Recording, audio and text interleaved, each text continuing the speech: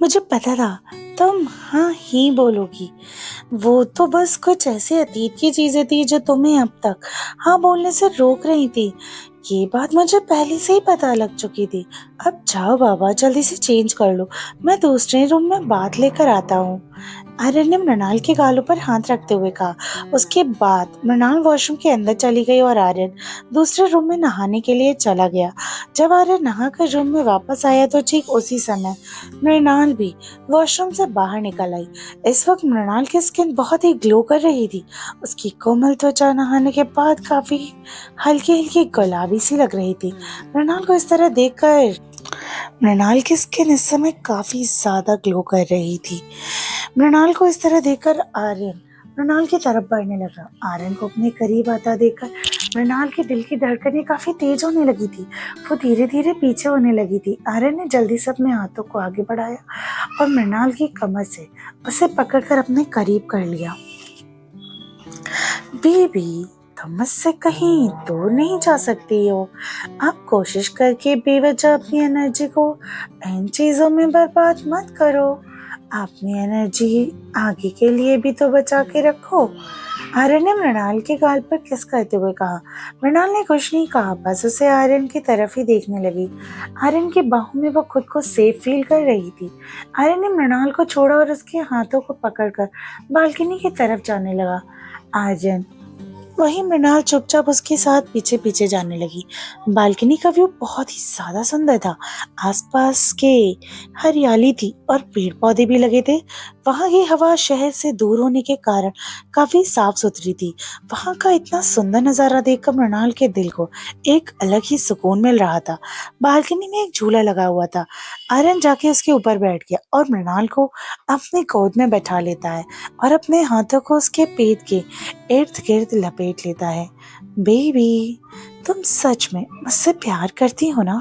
कहीं तुमने 5 साल पहले होने के कारण तो हाँ नहीं बोला है ना? आर्यन ने मृणाल की आंखों में देखते हुए पूछा। आर्यन का सवाल सुनकर मृणाल आर्यन की तरफ देखने लगी।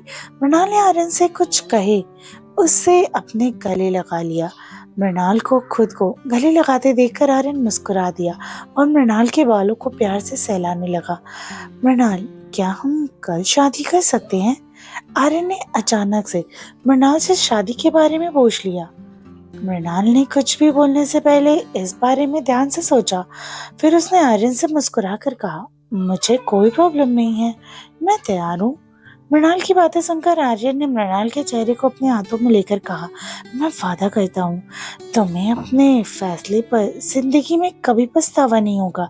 फिर उसने तुरंत ही मृणाल के होठों पर अपने होंठ रख दिए और उसे पैशनेटली किस करने लगा। जब मृणाल को सांस लेने में प्रॉब्लम होने लगी तब जाकर आर्यन ने मृणाल को किस करना बंद किया। मृणाल ने शर्माहट के कारण अपनी नजरों को नीचे झुका लिया था। मृणाल को शर्माता देखकर आर्यन ने उसे छेड़ते हुए कहा, क्या बात है बेबी, अभी तो मैंने सिर्फ तुम्हें किस किया है और तुम इतना शर्मा रही हो। मुझे तो टेंशन हो रही है, पता नहीं तुम हमारी फर्स्ट नाइट पर क्या करोगी। ये कहते वक्त आर्यन ने अपनी आंखें बंद की। आर्यन की बेशर्मी भरी बातें सुनकर मृणाल के चेहरा काफी गर्माहट की वजह से चलने लगा। अब बहुत बुरे हो, इस तरह की बातें कोई करता है क्या? ये कहकर मृणाल ने अपना चेहरा आर्यन के सीने में छुपा लिया। चलो चलो अब सो जाते हैं। आर्यन ने ये कहा तो मृणाल को उसने अपनी गोद में लिया और वापस रूम में आ गया। उसने आराम से मृणाल को बेड पे लेटाया और जैसे मृणाल कोई कीमती खजाना हो। ठीक है, अब तुम आराम से यहाँ पे सो जाओ, मुझे कुछ काम है, 10 मिनट में वापस आता हूँ।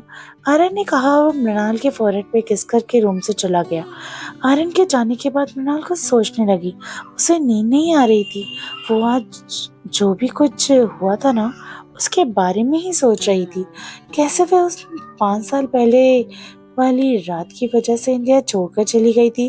कैसे उस रात के कारण उसकी जिंदगी लगभग बर्बाद सी हो गई थी। लेकिन आज उसे पता चल गया कि वो सब नेहा के जाल में नहीं फंसी थी, उस रात के कारण ही।